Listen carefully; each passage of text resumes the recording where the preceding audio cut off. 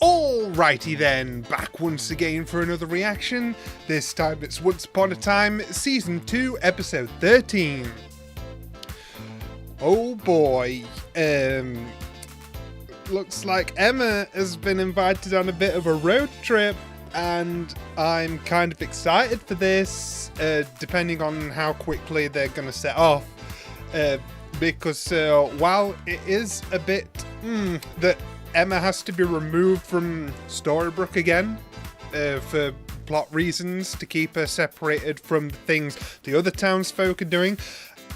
At the same time, it's too tempting for me to not be 100% behind the idea of the premise that's being promised to me, which is Emma and Rumpel being this like tag team up. Oh, it promises to me to be as delightfully fun as a team up between Emma and Hook. Like, the personalities playing off each other, and just, I don't know. I have a feeling that if they stick through with this, it's going to be as entertaining as all get out.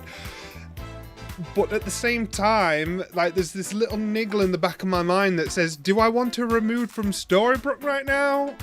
I don't know, but I know that the town is about to have its own bit of drama, maybe, because the guy in the hospital was lying. He did see that there was magic going on, so he's essentially a muggle who has discovered the magical goings on, and it's going to be a whole thing of what comes of that, because he is now spread that information through his phone, so it's no longer a case of, oh, if we kill him, problem solved. So there's a whole drama going to come of that. So I'm assuming if Emma does leave today, that is what the town will be dealing with in her absence.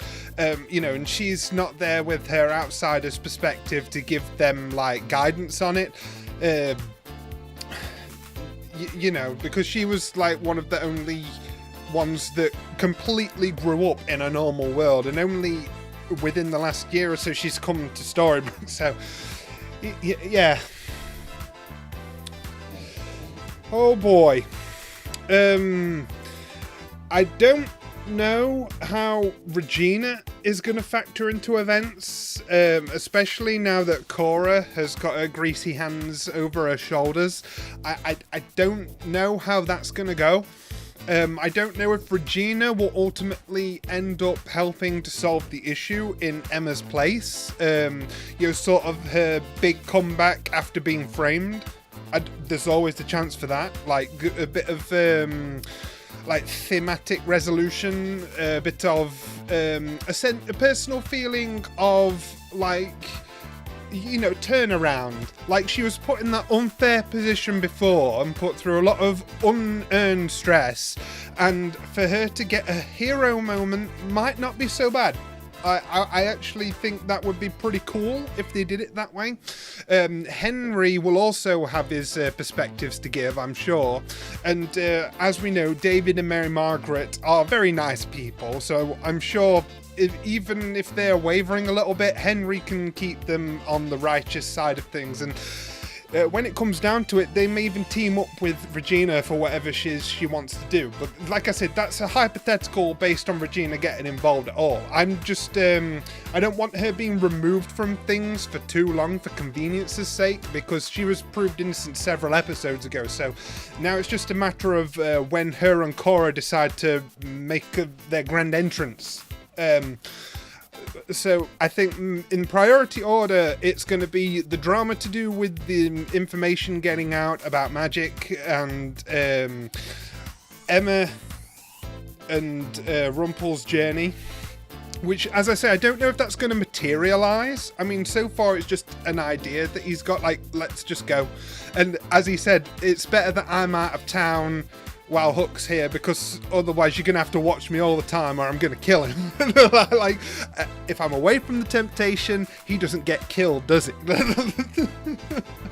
That's why he's one of my favourite characters, that attitude that he carries with him, like that savagery that he's honed through years of being the Dark One. It's very interesting that the very darkest parts of him now come out when trying to avenge and protect the things that he loves most. It's like he really does finally, like he has for a while now, it's like he does understand the pain of loss and love and stuff like that. But as Emma was saying to Hook in the hospital, it's still an incredibly stupid thing to do, to antagonize such a powerful man. Like, oh yeah, you proved your point. Oh, well, okay, now how are you going to deal with the consequences? Like, you know, I really enjoy the character depth that goes on in this series, and sometimes characters will get called out for decisions that they make. But yeah, I'm super excited to see where season 2 is going to progress from here, because we are a very interesting crossroads, considering the town as a whole and Emma. So yeah, let's get into it.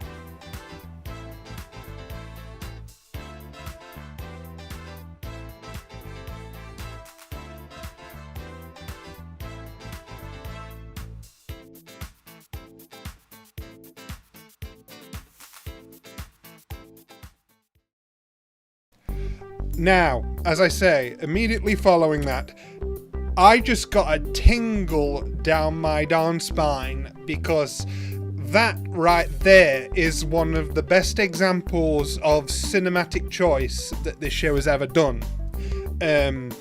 You know, I say this show has a masterful craft. It's built so well from the ground up in terms of the direction, the camera, the soundtrack, like, you know, how everything flows as a composition. It's beautifully made, and some of the choices are often inspired, and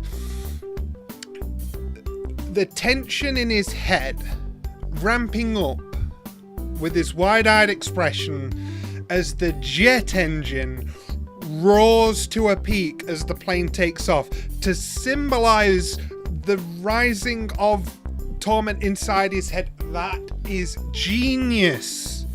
That is such a great dramatic beat to lead into your end credits with. Oh, it's that kind of thing that's so minor in idea, but so darn effective in execution. That is fantastic. Oh, that is perfect cinematography right there. The zoom in with the jet engine and how it represents his thoughts and stuff. That is subtle genius. Oh, it's been a while since I've had one of those isolated moments to just absolutely gush over, and it happened right at the end to great effect. That's actually fantastic. Okay, now, the main thing to take away from this episode is that it was an Anton episode. So colour me surprised, because I don't check the titles for these. Usually they mention something about the focused character's legend or fairy tale in the title.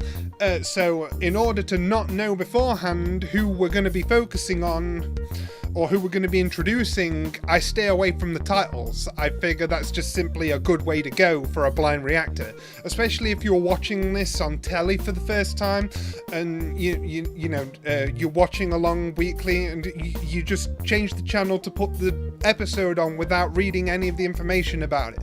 Like that's how I'm kind of looking at it. Like I'm watching it for the first time on TV. Like you just stick it on and watch it, and it's honestly been yielding great results. I've been having a hard time predicting this series, and I've been having such fun with it. But yeah, wasn't expecting an entire Anton episode, and I gotta say that was so enjoyable. I know people complain about the CG on the giants and stuff like that in their realm and stuff, but to be honest, my mind's eye doesn't even focus on any of that kind of stuff. I just take the scene as it is, and I don't notice anything amiss. Maybe that's just a blessing, I don't know, but I don't really even notice. Like, I just see there's these big people, there's these small people. Okay, let's watch this scene play out. Like, I don't really, like, focal in on anything that might be wrong visually. Like, So maybe that's just a gift that you have to have. I don't know. But yeah, I see nothing wrong. I like I say, this was enjoyable the whole way through. The backstory, like I said, I enjoyed it. I do hate when families like get a bit mean with each other, but you could tell that his father at least absolutely loved him, and he tried to be as understanding as he could. Like, we might tease you, but it's sort of like an in our nature kind of thing. Like, it's just sort of giantish behavior, but he tried to assure him that he is loved, and that was at least something. The thing that really got to me about that flashback, though, was how effective they were at deceiving him. Now, I forget the name of the James. I only remember because of them constantly mentioning his name when David was trying to negotiate, right? Oh man, like, way to make me dislike James. Like, I didn't remember enough of his character from before to remember if he was a decent guy or not, and he was just unfortunate to be killed after that duel. But now he's a dick. He's an absolute dick, and I'm glad he's dead now. If I wasn't already supposed to be.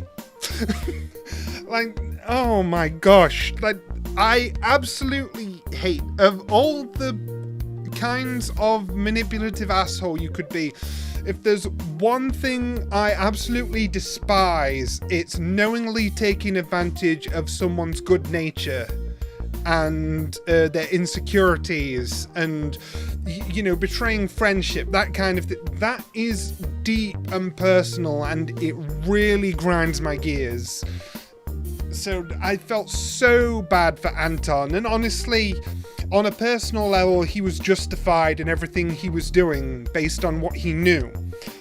And that's how you do a tragic character arc correctly.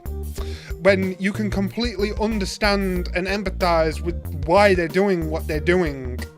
So even though you want them to stop, and you want them to be stopped, you still at the same time think, oh, well, I can't exactly fault him either. That's good. That is good nuance. I like it. I really do. And then how we got more of David, the hero, in this episode, that was super cool. With the selfless way he wanted to lead the giant away, and then he's like, oh, Anton, you can just have me. Like, as long as you promise to calm down after, I'll gladly give you my life. Like, because he's a hero, and that's what heroes do.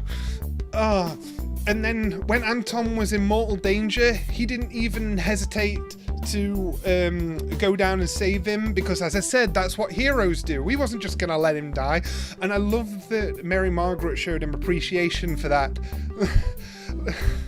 Oh, it was so sweet. Like, most people would have just said fuck it, like, but because you're a good person, because you're this absolute saint of a man, you will still save him, and that's what makes David awesome. And as for my anticipated road trip, ooh, this is the spicy start I was not expecting. I didn't think they would run into a major issue this quickly, because this means something is going to happen that will make the loss of his magical abilities significant, in that he can't protect them. And he already promised David that he wouldn't let any harm come to Emma and Henry. Now, what means has he got to guarantee that? It seems that removing the scarf from himself, it cut him off from his powers. He may have been able to hold on to his memories long enough for it to go back on him, but being separated for even a moment has just cut off his powers, and that is a big concern. And you can see how badly it was affecting his mental state, to the point he had to take his frustration out, and then, yeah, I can't heal myself, shit, like, oh boy. This is going to be really interesting for his character arc, because now he's going to have to deal with not having powers while having his knowledge of his time as Rumpelstiltskin. It was a bit different when he was gold, because like he only remembered pretty recently, didn't he? After Emma arrived. So. Yeah, but this time he's in sort of a sticky situation because he's out of his depth. You know, he's out beyond the reach of the town. He's got people to look after. He's on his own personal mission. He needs his powers for that advantage to keep himself and them safe. So if anything happens now, he's just an ordinary man with a cane. Like, so I understand he's probably thinking, are we making a mistake?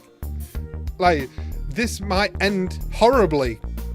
Like, for him to have these realistic doubts, it's interesting to me. It makes me think that this might be a next step for his character, depending on how he comes through the other side of this, because he's going to have to deal with being powerless again for a bit, in uncertainty. It's a bit different before, where he still had some modicum of control because the curse was still active. But this time, it's like he's truly out on his own. So there's going to be some sort of big thing to do with this development, with Emma and Henry helping him. Or as a thematic resolution to his whole mission, Belle will be the one. Yeah. I think Belle is going to be the one to really bring him back around. Though obviously I don't know what the reception between them is going to be like. I don't know if we're going to run into any issues, but that's what I'm thinking is going to happen. Whatever arc his character is about to go through will probably be tied off in a bow with however the meeting with Belle goes down.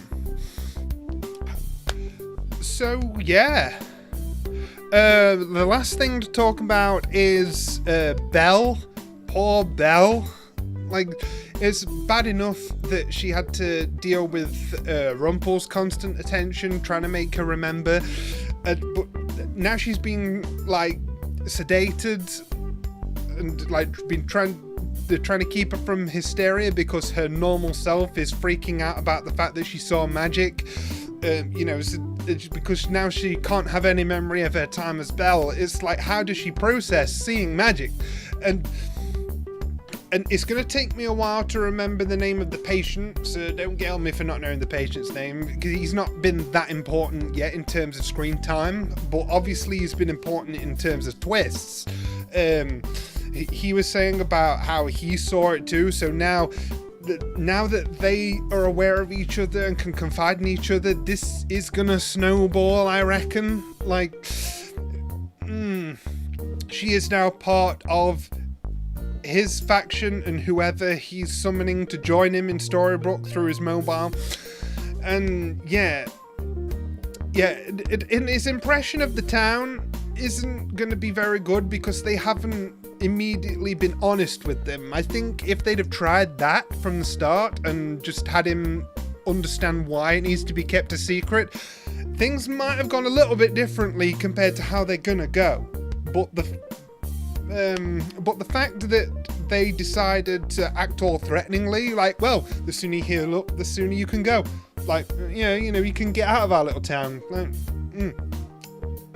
Like, it feels very mafia to be saying to him, like, hey, for your own good, piss off. Like, I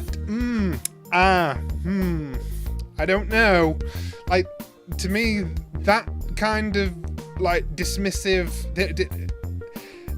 it's gonna cause more suspicion than not. Like, yeah, I could definitely see where the good guys are probably making a mistake, but it's for understandable reasons, which, as I said, is the most important thing when it comes to nuanced writing. You need to be able to understand both sides of the argument. And Once Upon a Time, from what I've seen so far, does a fantastic job at presenting both sides of the motivations. And yeah, long may it continue. This is as entertaining as ever. I'm looking forward to the next episode, and I shall see you guys next time.